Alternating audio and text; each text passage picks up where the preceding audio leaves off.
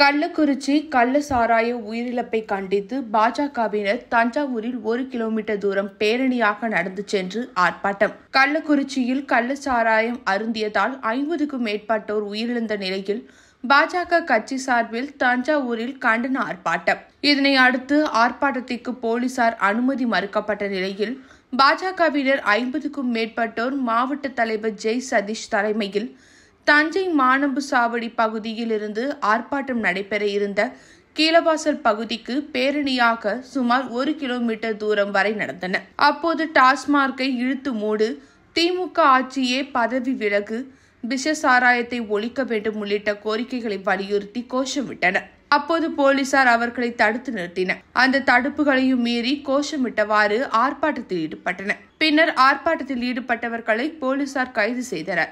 இதனால் தஞ்சை கீழவாசல் பகுதியில் பரபரப்பாக காணப்பட்டது.